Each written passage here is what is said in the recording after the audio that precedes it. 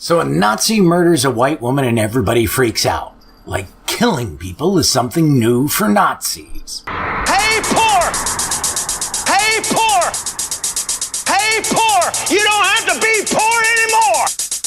Jesus is here! Quite an experience to live in fear, isn't it? That's what it is to be a slave. Man, you are one twisted fuck. Nope. I'm just an ordinary guy with nothing to lose. Greetings, fellow worker slaves, podcasting at 128 kilobits from the Fortress of Squalitude, not far from the redneck Mecca. This is The Atheist in the Trailer Park. I'm your host, Tucker. Professor Fuzznuts is up here hiding beside me because he's tired of playing with buttons. Yes, it's a podcast hosted by a guy and his cats. Get over it. And this is the episode where I talk about what happened in Charlottesville and elsewhere. I know it seems a bit odd to talk about this a month after it happened, but while it's easy for everyone other than the president to say that Nazis are bad, it's a lot harder to have a discussion on how to handle them. I also didn't want to do an immediate response to the events because I wanted to see the reaction of the country to those events. I had a feeling that the event was going to be a bit of a touchstone moment for our society, and I wanted to see if I was right about that before I opened my mouth. I am happy to say that I got a few things wrong in what I thought was going to happen. I'm also happy to say that the events surrounding the murder of Heather Heyer and Hurricane Harvey indicate that some of the dangers many of us thought were going to happen from the Trump administration are a lot less likely. Trump has shown himself to be incapable of handling a national tragedy, like what happened in Charlottesville, and this significantly weakens his hand when it comes to making a power grab. We're not out of the woods yet, of course, but it means that if we take the proper steps, we can dramatically blunt his actions until we can get him out of office, whenever that might be. I'm not going to recount the events in detail because by now you already know all of them. I am, however, going to show you how some of those events demonstrate Trump's severe weakness and talk about ways to capitalize on them. For starters, let's talk about that press conference Trump had. He basically mumbled his way through it, said little of consequence, and then left. Now, if you're president, people are going to expect you to weigh in on any number of issues, and some of them you're not going to give two shits about. However, you have to be able to fake interest in those issues if you want to be seen as being worthy to hold office. Trump couldn't do that. He was mechanical and just saying what someone else had written for him. On the Monday after Heather Heyer's murder, protesters ripped down a statue of a Confederate soldier. Now, this act concerned me. The country was pretty damn tense at the time, and it seemed to me that this could further inflame passions. I know that there were a lot of keyboard warriors on social media screaming that we should kill Nazis and how this was a great thing. I had no idea what the Nazis were thinking about this, but it wouldn't have surprised me to hear that they were planning on shooting people in retribution for what happened. Thankfully, the police and the politicians in the area acted responsibly. The police didn't immediately arrest anyone, which is good, because if they had, the event almost certainly would have turned into a riot. The mayor even came out later and said that the other Confederate statues should be removed by legal means.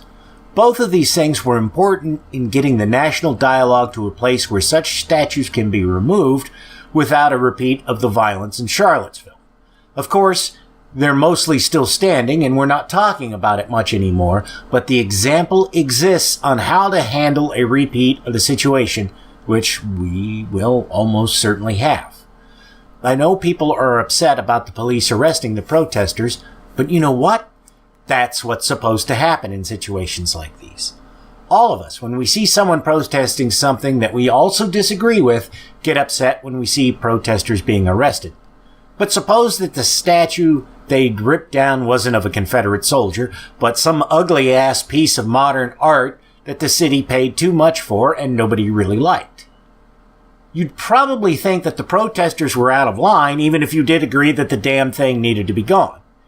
You don't have an emotional investment in the issue, so you recognize that they need to be held accountable for their actions. With something like the statues of Confederates, it becomes an emotional issue for people, and they stop thinking. If the police didn't try to arrest those responsible for pulling down the statue in Durham, it would have led to similar events which could have sparked more incidents like Charlottesville.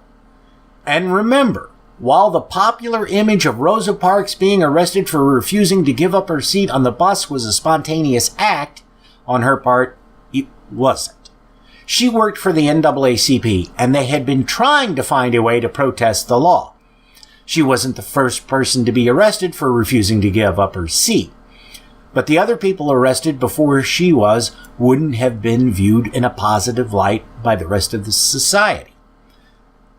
A pregnant 16-year-old girl had been arrested before this, but because everyone was so obsessed with bullshit morality, the NAACP couldn't use her case to enlist the support of white Americans to repeal the law. They would have focused on the fact that she was unmarried and pregnant. Rosa, however, had a clean record, and it was decided that she would refuse to give up her seat if ordered to. They had a plan in place for when this happened, had bail money set aside for her, and a network of people who'd be contacted when she was arrested to make sure that she was released on bail, and that the media knew what happened, who she was, and this enabled the NAACP to control the narrative, not the segregationalists. They also had plans in place to make sure that people could get to work when they called for the bus boycott. And I think that the bus driver must have known what was up because he begged Rosa and gave her every opportunity to avoid arrest before calling the police. Once she was arrested, the NAACP put their plan into motion and the policy was changed after the boycott began to hurt the revenues of the city. Rosa knew she was going to be arrested. She wanted to be arrested because she knew that this was the only way to get the laws changed. If the city of Montgomery had only fined her for refusing to get up, it wouldn't have ignited the opposition to the law. The NAACP was able to use the willingness of the city to arrest people to get the law changed. The Durham protesters were rightly angry about the statue being there, especially since the state had made it so difficult for such statues to be removed. But their act was one of emotion, not of deliberation like Rosa's was. The mayor coming out and saying that all such statues should be removed cut the feet out from under those who would have attempted to retaliate against the protesters.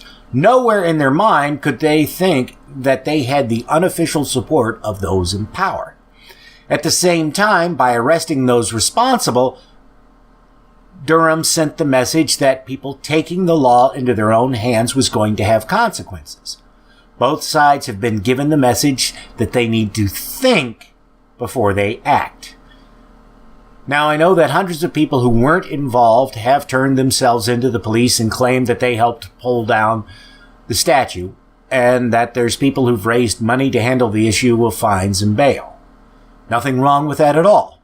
I imagine that what's going to happen is the prosecution is going to drag the case out with the help of the defense so that there's time for public passions to dissipate, and then the people directly involved will get a slap on the wrist and a fine. The fines will no doubt be paid by donations from people who supported the tearing down of the statue. But it keeps the event from turning into a flashpoint. That's one thing we have to worry about, and it really isn't something too many people are talking about. Mob rule tends to quickly descend into chaos. Give Trump an excuse to expand police powers in such a situation, and he'll almost certainly do it. In fact, I was surprised that he didn't ask for greater police powers in the wake of Charlottesville, but then I realized this was because he, unlike a number of despots I could name, doesn't have a vision of anything larger than himself, and he sees being president as a tool to expand his business empire, not for global domination. Give Trump an excuse to expand police powers in such a situation, and he'll almost certainly do it. In fact, I was surprised that he didn't ask for greater police powers in the wake of Charlottesville, but then I realized this was because he, unlike a number of despots I could name, doesn't have a vision of anything larger than himself, and he sees being president as a tool to expand his business empire, not for global domination. If you remember the episode I did after the election, I mentioned that I was worried about a Reichstag fire type of event that would give Trump the opportunity to take greater control of things. Charlottesville could have been his Reichstag fire if he was obsessed with expanding his political power. The nutter who mowed down Heather Heyer and almost 20 other people was part of a small white supremacist group. If Trump were someone like Hugo Chavez, he would have seized on that fact to demand that the FBI gets expanded powers to be able to go after members of that group while ignoring other similar groups out there. Almost certainly, Congress would have given the FBI what Trump wanted because it would have made their chances of getting reelected that much better. After all, who wants to explain to people why they voted against arresting Nazis? Nobody. But he didn't do that. Why? Because it didn't seem an obvious path to Trump to increase his business interests. Now, if Antifa starts firebombing Trump-branded properties, then you can expect for him to call for the U.S. military to be used against them. It's really amazing to me to see what a shambling fool he is. Had he stopped with his drab denunciation of the Nazi groups, the event would have merely left a bad taste in everyone's mouth. But he didn't. The day after the protesters pulled down the statue in Durham, he hijacks his own press conference to go on a tirade about how there were good people on both sides. This forced people in his own party to speak out against him to save themselves. Bad for Republicans, good for us. And his ineptitude has weakened the white supremacists who supported him. If he was someone who thought about world domination, he has all the tools at his disposal to push that along. I know he doesn't want to alienate white supremacists who support him, so that's why he's incapable of making a clear denunciation of them when the time calls for it. But for fuck's sake, he's got the backing of organizations who'd spin the story in such a manner that it looks like Trump was only making vigorous anti-Nazi statements for public consumption and that he really didn't see what the big deal was about. If someone in the administration told them to do that, Stephen Miller would be happy to do such things, but Trump doesn't have the smarts to make the suggestion. No doubt Trump doesn't see the need for a large power grab because he thinks as president he can do whatever he wants, either because of his office or because of his wealth. He sees any obstacles to getting things done as being no different than when he's trying to build a new golf course or whatever. You grease a few palms, file a few lawsuits, and you'll get it. If not, you find a new location and start saying how this location is so much better than the one you were interested in. He doesn't care. He's not risking his money. If Trump had his mind focused on a power grab and sent the right signals out, then that Nazi rally in Boston would have turned out very differently. Remember, it was supposed to be as big as the one in Charlottesville. That didn't happen because Trump failed to give the right signals. Some of the Nazi groups overplayed their hands, and because people made sure that there were consequences for being at a Nazi rally, it sucked some of the wind out of their sails. The fact that fucksticks got fired for marching with Nazis means that anyone with such views is going to have to really think about joining any future marches.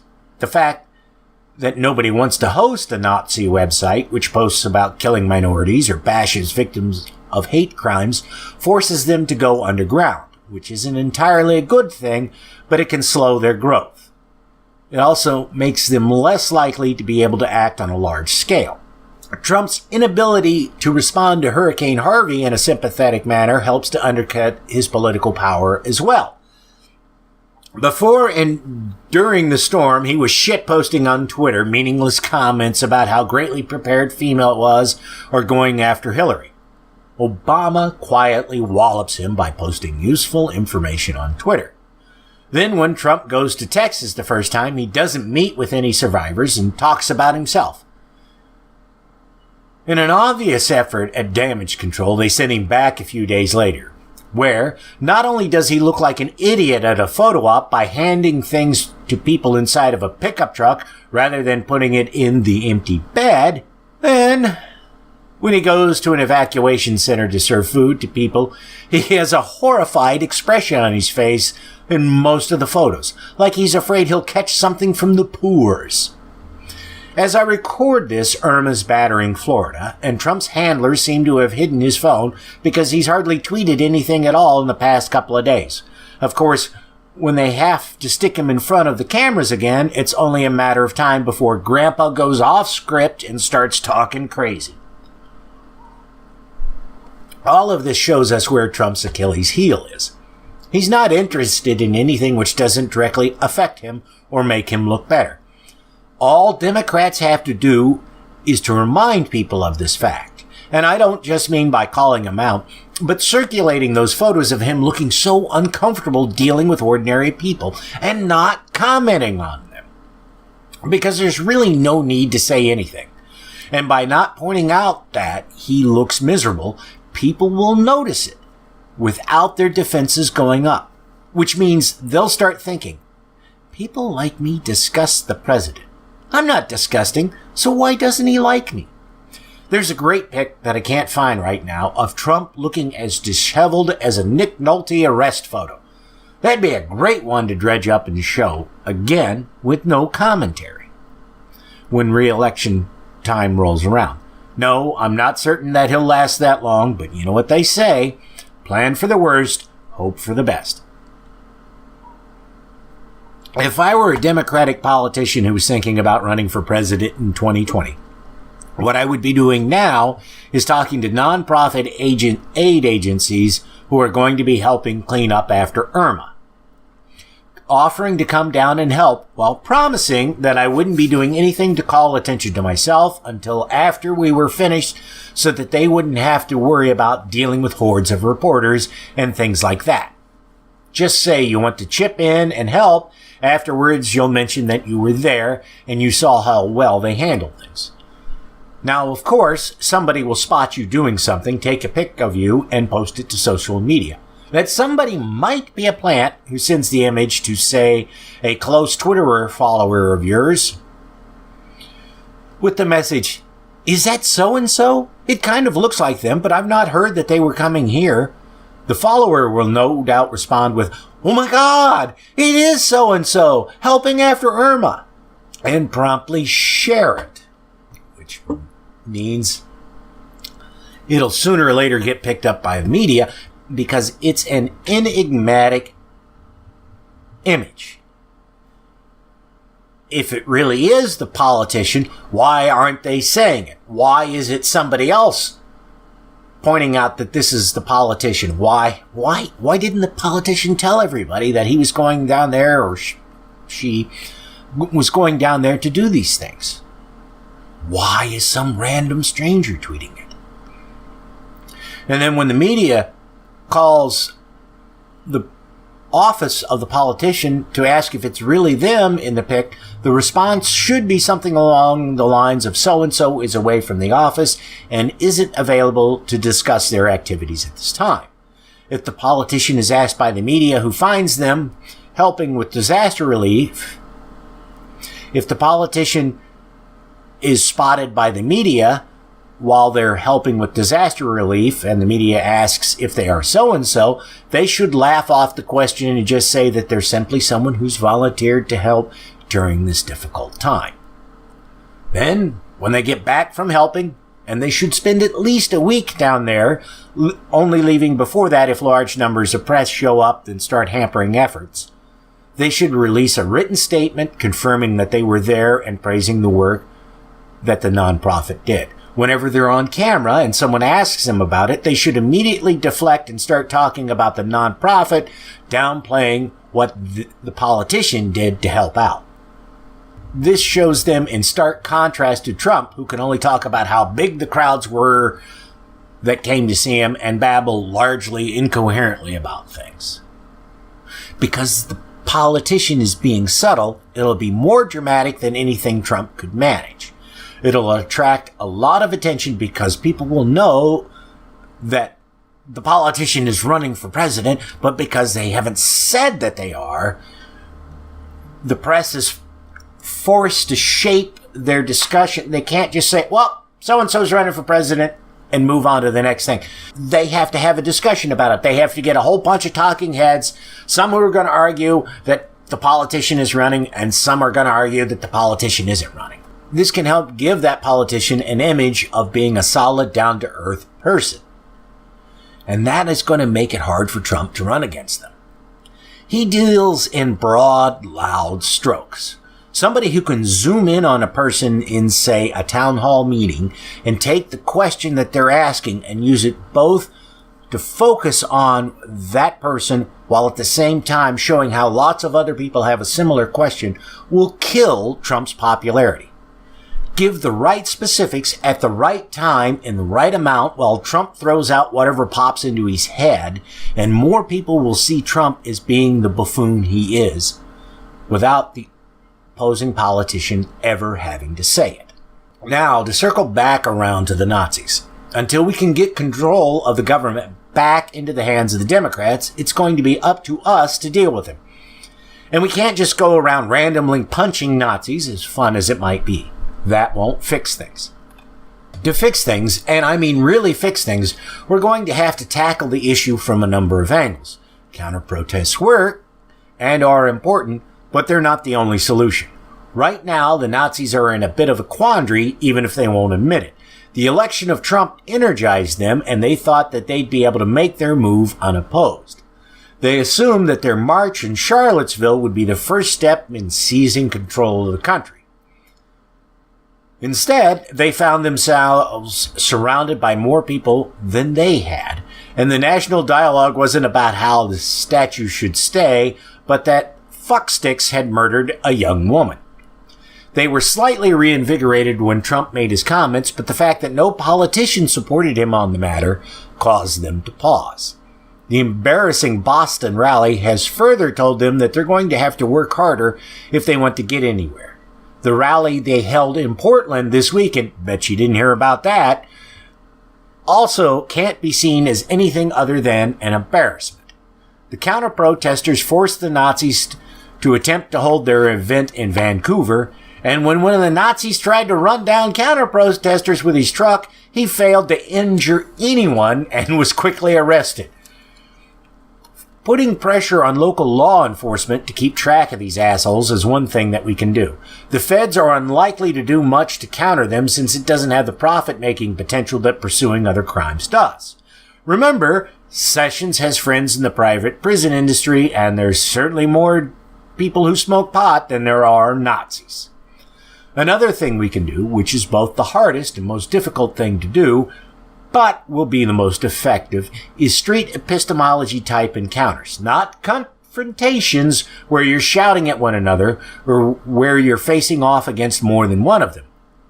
And the main thing you want to do, as hard as it might be to do, is just to ask non-threatening questions about their belief.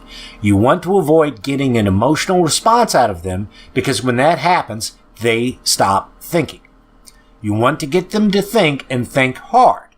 This is why it needs to be a one-on-one interaction. Because if you hit them with a question that they can't answer quickly, they have to think of a response. If someone on their side is with them, that person can throw out an answer to your question that the person you're talking to can just nod in agreement with and not think about the answer. You're probably not going to change their beliefs, but if you can weaken them just a little, that's going to start the process of their ideology unfraying. White supremacists try to craft an image of themselves, not just that they're better than anyone else, but that they are the scariest motherfuckers on the planet, and they work hard at dehumanizing the people who disagree with it. Why? Because if you dehumanize someone, then you don't have to feel guilty when you mistreat them. You don't have to think about the fact that this person you're beating has a family or that they cry just as much at the ending of Old Yeller as you do. As terrifying as the Nazis projected themselves to be, they couldn't deny their humanity or the fact that when they were ordered to shoot large numbers of Jews, it quickly became hard to do. That's why the death camps were constructed. The Nazis found that the machine gunning of Jews was too personal an act for it to be an effective method of killing people. They had to cloak it in a process which made it seem little different than working in a factory, and where they didn't have to stare people in the face as they murdered them. Psychopaths and sociopaths can do it easily, but most people aren't either of those. They're ordinary human beings. To truly defeat Nazis, you have to guide them to a place where they can see that the people they hate are just as human as they are, and you have to instill that value of seeing people as being equal in our society. We are, sadly, nowhere near doing that as of yet. And I don't just mean things like race relations, immigration, or LGBT rights, but also things like income inequality and status in a society. If an employer actually saw their employee as a human being, do you think that they'd continue to pay them less than a living wage? Do you think that if a low-level employee came up with a good suggestion that management would laugh it off, as I've witnessed happen so often to myself and other people at damn near every job I've ever had? No. These things happen because people, each and every one of us, is able to see the differences in other people and use them to justify, consciously or unconsciously, mistreating other people.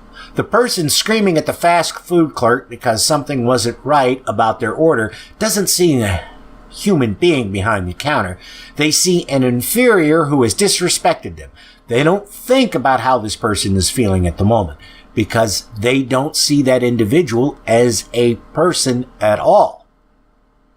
If they did, then they'd be polite, they'd assume that it was an honest mistake, and that the person had no intention of doing that. But as long as we have an unequal view of one another in our society, there's always going to be conflicts. We'll never be able to completely erase them because of how humans are wired up, but we can work to reduce them. It's going to be a long slog to accomplish this, and it's not going to be sexy at all, but we can do it. Now, when Democrats do manage to regain control of both Congress and the White House, we need to push for things like free education at state-run universities and trade schools, as well as universal health care. Not only because they're the moral things to do, but they also remove some of the tools used by politicians to divide us and inadvertently allow things like Nazism to fester and grow in our society. After all, it's kind of hard to bitch about something like the United Negro College Fund if nobody has to pay for college. It's hard to scream about a group of people being on Medicare if everyone's on Medicare. If good-paying jobs are plentiful, it's kind of hard to claim that immigrants are taking jobs away from Americans. And though it doesn't always look like it, we have an advantage over Trump and his cronies. Namely, the fact that Trump is incapable of caring about anyone other than himself, to the point where he can't even fake compassion if the situation calls for it. For all his faults, and they were legion, W could at least give a halfway decent speech when the need arose for it. His address on 9/11, while it wasn't perfect, was at least delivered coherently and in a manner which showed compassion for the victims. Trump could never do that. I know that it must seem weird for me to be talking about all of this, because I'm sure nobody out there listening to my voice knows any avowed white supremacists. I know that the times that I've met them, I've quickly found an excuse to ease away from them and have avoided them as much as possible, because that is the safest, easiest thing to do. And I believe that the only times I've encountered them has been in a work situation. I don't think that I've ever met one socially. Trying to have a discussion about race with a white supremacist at work is, after all, kind of problematic. First of all, if you're seen associating with them and folks figure out that this person's a racist, you'll get painted with that label as well. Additionally, if you have a discussion about race with them, then it could turn ugly. Maybe it gets heated, or maybe they use a few words they shouldn't, and if you're like me, you can't exactly afford to lose your job. But all of us need to at least try to make an effort to get people to understand that racism is wrong, and inequality is wrong. Remember, Christians have no problem blathering on about their nonsense, and if we're going to counter it, then we have to speak up in opposition, because it's for certain that if we don't say something, people will take that as us agreeing with them. The trick is, however, to do so in such a manner as we don't trigger an automatic emotional response from them which reinforces their beliefs. I'm sure you've heard the debate in certain circles. I know that Sam Harris has expressed this, that humans don't really have free will. I realize that I'm only an idiot who lives in a beer can in the middle of nowhere, but I think, based on everything that I've read, that the question, do humans have free will, is the wrong question. The correct question is, how much free will do humans have? The argument, as I understand it, against humans having free will is that our actions are the culmination of our experiences, and what we think of as conscious thought is actually a post hoc rationalization of our actions. The problem with this view is that it ignores moments when people suddenly act out of character with no explanation. And I don't mean incidents where a person snaps and starts killing people, but ones where the person makes a shift in their life for the better. Here's an example of that. If you saw the first Iron Man movie, you might remember the kind of odd scene where Tony Stark returns to the U.S. after being held prisoner, and his response to the question of what he's going to do next is, I'm going to get a Burger King Whopper. That wasn't product placement. Hard to believe, I know. Robert Downey Jr. wanted that line put into the film because the moment he realized he needed to get help for his drug and alcohol problem was when he was at the drive-thru of a Burger King with a carload of drugs and had ordered a Whopper. He got his food, drove to the beach, threw the drugs into the ocean, and checked himself into rehab. It seems to me that in that moment, his conscious brain seized control of the situation and put him on the path to recovery. It was certainly a very hard break from his past life.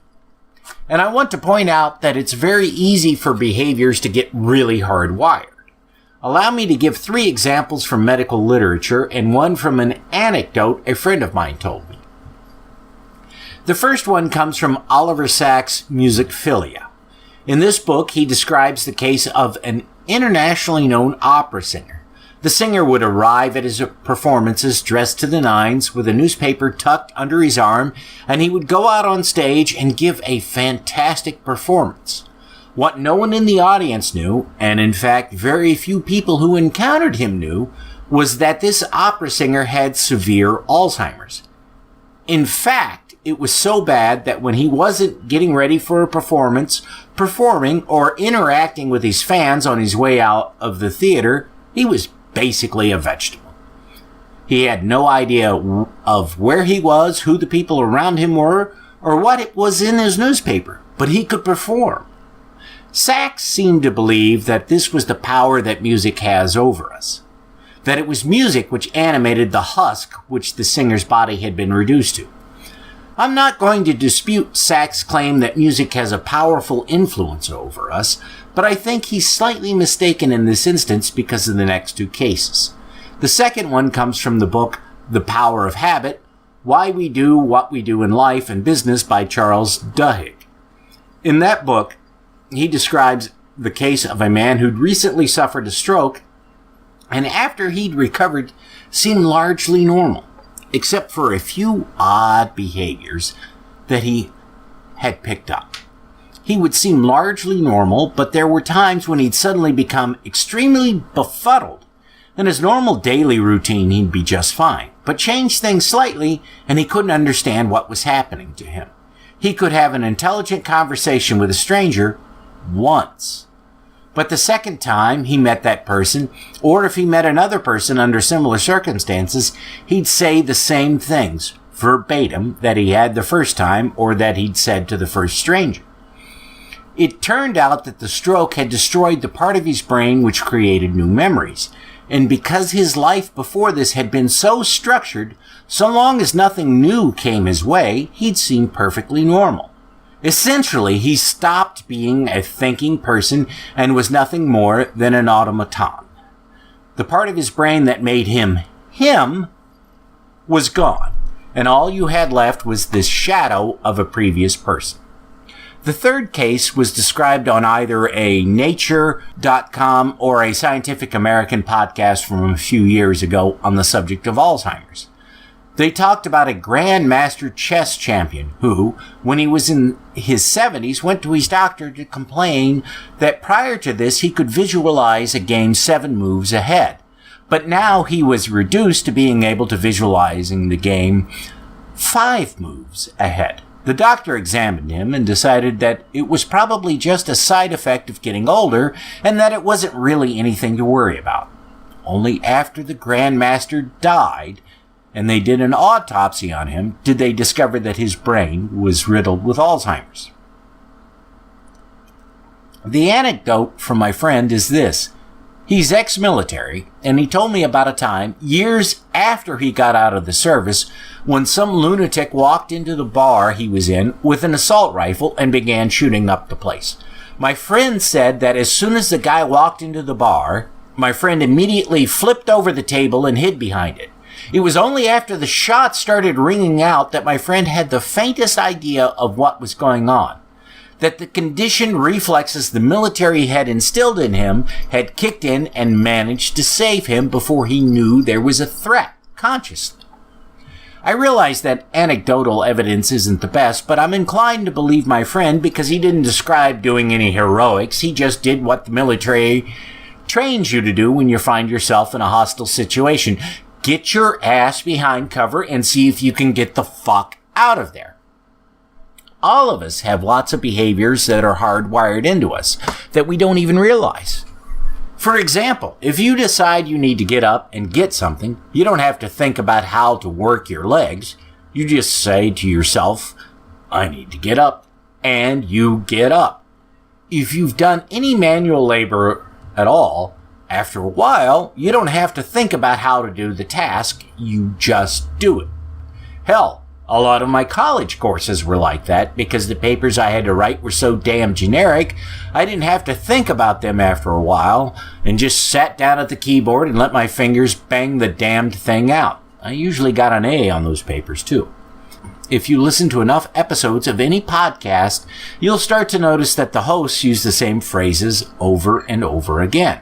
That's because they've been hardwired into them, and it's easier to pull from their storehouse of stock phrases than to come up with a new one on the spot.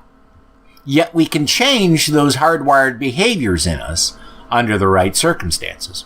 My friend wasn't born with the knowledge that if a guy looking a certain way walks into a bar, you need to flip the table over and hide behind it or you're going to get killed. That was instilled in him by his military training. Training, I might add, which could never hope to cover all the possible environments where he might face a threat to his life, but could single out some basic cues that were enough for him to recognize the threat to his life in this particular instance.